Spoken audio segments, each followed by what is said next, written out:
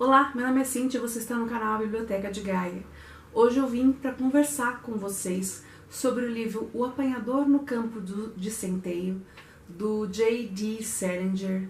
Infelizmente eu não tenho a edição física aqui para mostrar para vocês. Eu li na edição que está aparecendo aqui do lado. Esse livro, ele sempre está com preço muito alto. Eu já cansei de procurar em promoções, até em sebo, para ver se eu encontro ele com preço mais bacana. Mas enfim, tá sempre um preço exorbitante. Eu até então não consegui comprar o livro. Mas é um livro que eu quero sim ter na minha estante, um livro físico. Porque eu quero colocar todas as anotaçõezinhas que eu fiz em papel, eu quero colar tudo dentro dele, nos post-its que eu fiz, colocar tudo dentro dele, porque é um livro muito importante.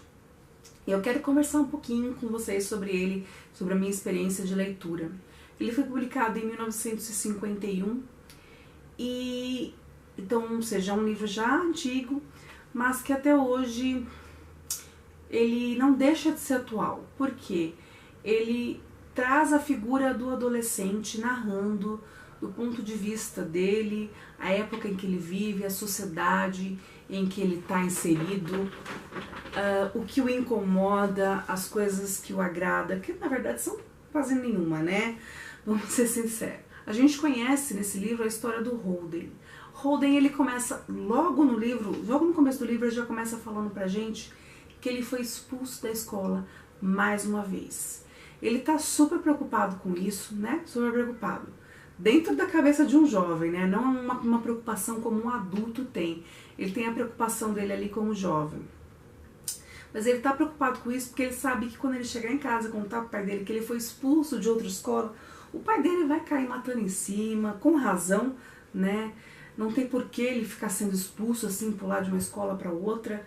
Ele é um jovem inteligente, ele tem conhecimento do que ele faz de errado, ele sabe por que ele foi expulso, ele sabe que ele tem responsabilidade nos motivos que o levaram a ser expulso da escola, mas mesmo assim ele fez por merecer, ele queria aquele resultado.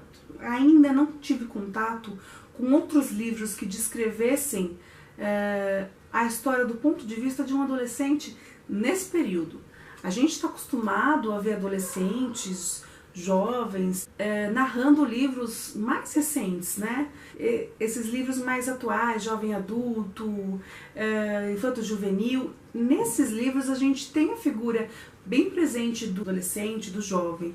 Mas um livro de 1951, que é inteiro narrado por um jovem, por um adolescente, é uma coisa meio inusitada, né? Pelo menos eu não tive contato com nenhum outro livro que fizesse esse papel, que apresentasse a história dessa forma. E assim, ele começa então narrando, contando pra gente que ele foi expulso da escola, mais uma vez ele tirou péssimas notas, ele não assistia, ele assistia às aulas, não prestava atenção em nada, enfim, ele fez merecer. Ele estuda numa escola, num internato, e um internato, assim, para pessoas de padrão médio alto, então assim, é uma escola de qualidade, é uma escola que os pais pagam, é uma escola que é difícil para entrar, parando para pensar no contexto americano, de escolas, enfim. Ele tem um custo alto para os pais dele estar lá. E mesmo assim ele não tem interesse nas coisas, ele demonstra ser aquele jovem, sabe aquele adolescente chato, que reclama de tudo, que nada tá bom? É o Holden. Só que é impossível a gente odiar ele do começo ao fim, porque ele acaba conversando com a gente nessa narrativa e a gente em determinados momentos sente uma empatia com o que está acontecendo com ele. Numa situação ou outra, ele é muito crítico, sabe? Ele se questiona por que as pessoas fazem as coisas daquele jeito, por que as pessoas seguem um padrãozinho, têm o mesmo ritmo, fazem as mesmas coisas, enfim. Ele tem muitas críticas sobre o momento que ele está vivendo. Ele é do tipo do jovem que, se você perguntar o que você quer, né, trabalhar, o que você vai ser quando crescer, ele não faz a mínima ideia. E isso tudo porque ele não se conforma, né? Ele é crítico com a sociedade, ele é crítico com a escola, com a família, com os amigos. Ele não gosta dos amigos, dos colegas de quarto que ele tem. Ele não gosta dos professores. Sabe aquele jovem chato que reclama de tudo? é o Holden. Outro elemento interessante é que a forma de escrita do personagem é como num diário. Ele está escrevendo num diário tudo o que acontece, o que ele pensa, o que ele fez, o que ele ouviu, o que ele falou, etc. Então a gente vai acompanhando o dia a dia dele até esse momento em que ele vai encontrar com os pais dele e contar que ele foi expulso novamente da escola. Então toda essa narrativa, por ele ser jovem, ele tem 16 anos, é uma escrita jovial, é uma escrita que fala com o jovem e que ao mesmo tempo ela mantém entretido o adulto. E mesmo ele usando muitas gírias e expressões da época, eu até anotei aqui, eu devia ter anotado quantas vezes, né? Mas eu não, como não estava com o livro físico, não dava para voltar e sublinhar às vezes. Mas o que ele mais repete o livro inteiro é o xingamento, babaca e ou coisa que valha. É a expressão que eu mais ouvi ele falar no livro todo. Imagino que seja muito contextual da época dos Estados Unidos, dos anos 50, pós-guerra, enfim. A juventude ainda estava assim, um lado esperançoso, um lado inconformado. E ele parece que está no meio disso, sabe? Os esperançosos estão lá estudando para ter tal profissão, para ganhar tantos $1000 por ano, ter uma casa, um carro assim, assado. Aí tem os inconformados, assim, que estão pensando em revoluções, isso não tá bom, a gente precisa fazer alguma coisa, e ele tá no meio, ele tá naquele grupo que só reclama, né? Ele não faz nada para melhorar, ele não tem uma causa, uma luta por uma causa, mas ele também não quer ficar ali fazendo o que a sociedade está acostumada, o que a sociedade espera que ele faça. Né? Então ele tá no meio termo ali, ele tem um desequilíbrio muito grande, porque ele não sabe direito quem ele é, o que ele quer fazer, que caminho seguir, ele tá numa fase de autodescoberta. Tanto é que esse livro ele é classificado como romance de formação.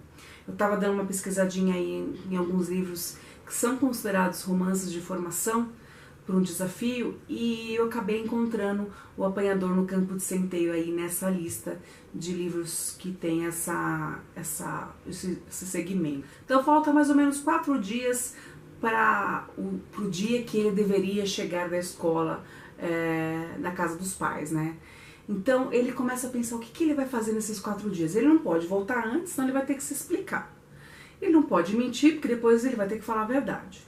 Então, o que ele vai fazer durante esses 4 dias? A princípio ele pensa em continuar no campus da escola, mas ele está tão cansado daqueles colegas de quarto, e não tem nada para fazer, e ninguém é interessante para conversar, etc.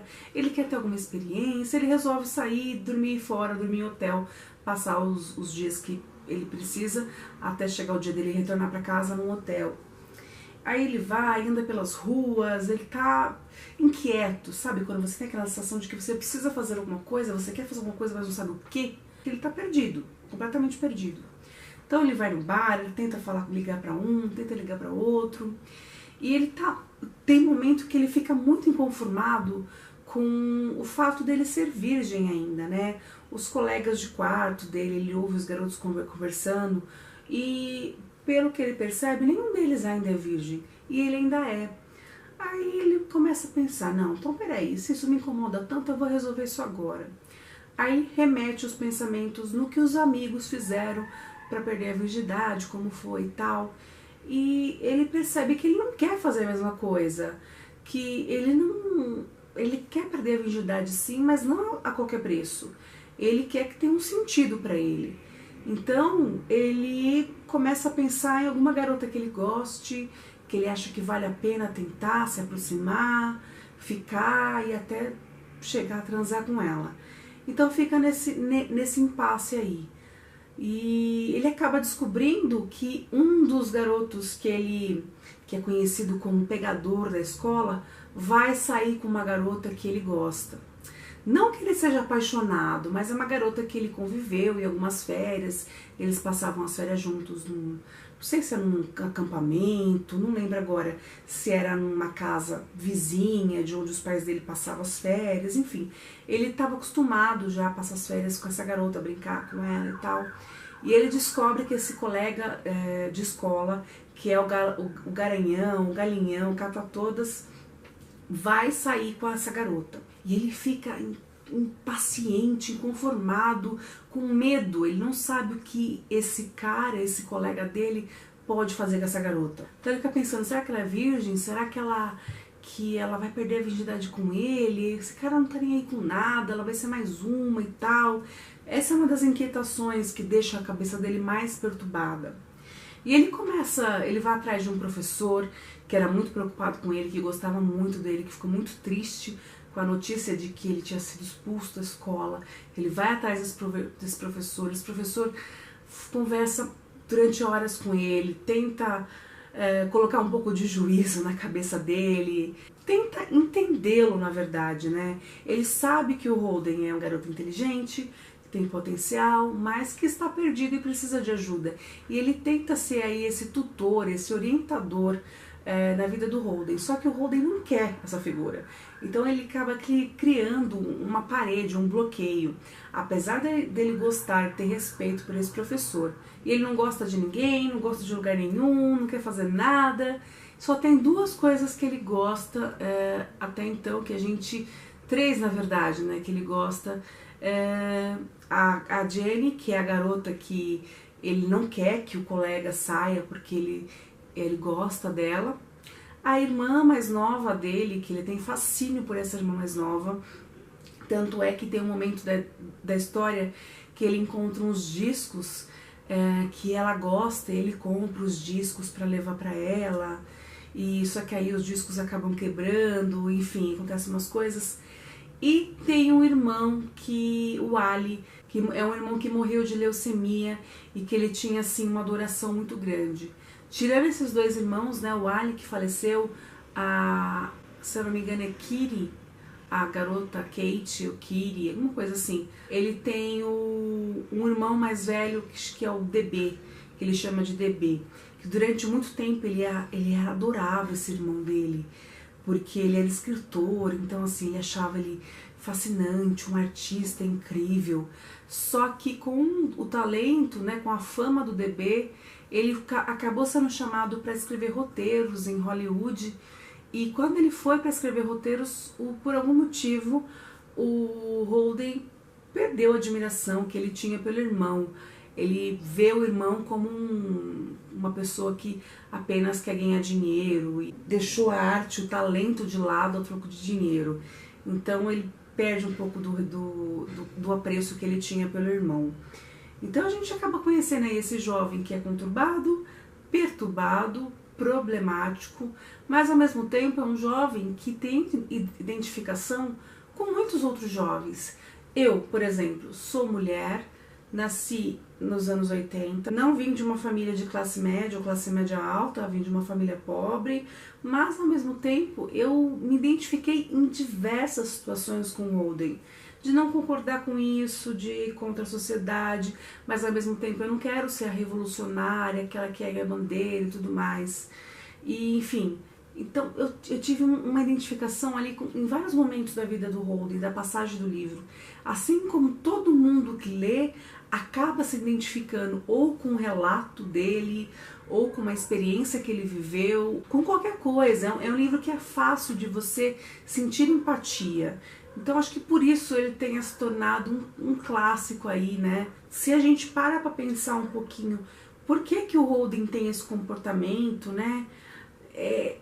E parando pra pensar na minha experiência como adolescente e tal, tem uma época que a gente não vê a hora de ficar maior de idade, ser adulto, ser independente, dono do próprio nariz. Só que conforme vai chegando perto, vai dando um medo, né? Eu acho que pelo menos a maioria deve ter sentido isso.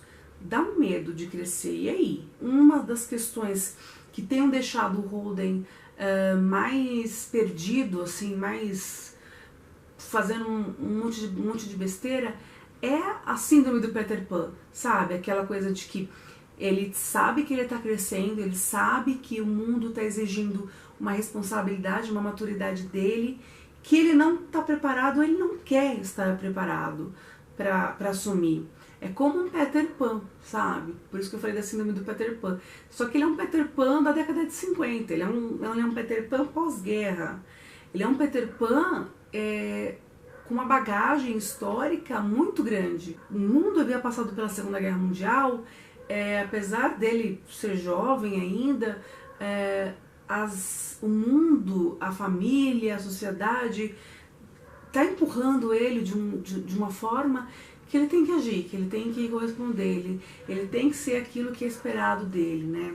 Principalmente pelo pai e pela mãe, né? Tanto é que o medo o tempo todo que ele tem é de como vai ser quando ele contar para o pai e para a mãe que ele foi expulso do colégio novamente. E uma das situações que afirmam esse medo, essa síndrome de Peter Pan, esse medo de crescer, é que em um determinado momento do livro ele chega a falar para uma garota: vamos fugir, vamos rodar os Estados Unidos, não sei o que, vamos viver, ser livre. Ela até comenta com ele: mas como que a gente vai se sustentar? Ele fala: não, quando o dinheiro estiver acabando, eu trabalho de frentista, sei lá, eu faço alguns bicos aí pra gente conseguir mais dinheiro e continuar a nossa viagem.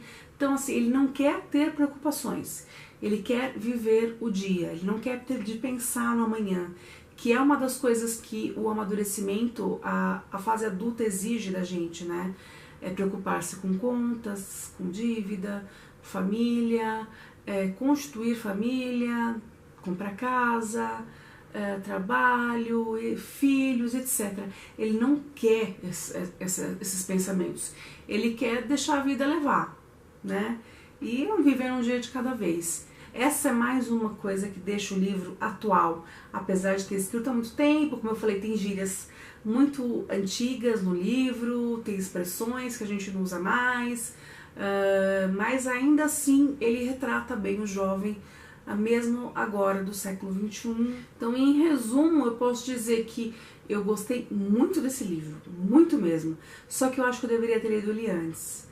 É uma pena que esse livro não estivesse na grade curricular, ou porque eu estudei numa escola ruim mesmo, porque foi muito ruim, né?